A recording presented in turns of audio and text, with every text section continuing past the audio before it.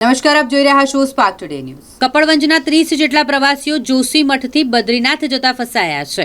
જોશીમઠથી બદ્રીનાથ વચ્ચેનો રસ્તો બંધ થઈ ગયો છે। વરસાદના કારણે ભૂસ્ખલન થયું અને એટલે રસ્તો બંધ થઈ ગયો।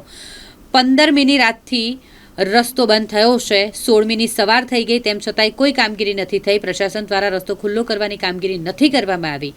રસ્તો બંધ થઈ ગયો છે, જેના કારણે ટ્રાફિક જામ છે। પ્રવાસીઓ દ્વારા વહેલી તકે પ્રશાસનને રસ્તો ખુલ્લો કરવા માટે વિનંતી કરવામાં આવી રહી છે। જોશીમઠથી બદ્રીનાથ જવાનો રસ્તો 15મી રાતથી 16મી સવાર સુધી ખૂબ જ ભૂસ્ખલન અને વરસાદના કારણે બંધ થઈ ગયો છે।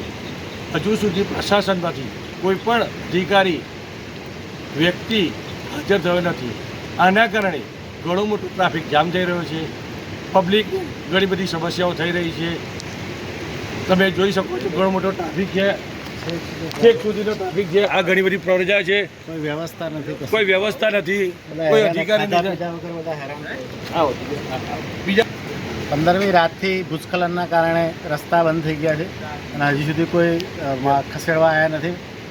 રસ્તો ખુલ્લો કર્યો નથી પ્રશાસને અને બધા યાત્રીઓ ઘણા ફસાયા છે।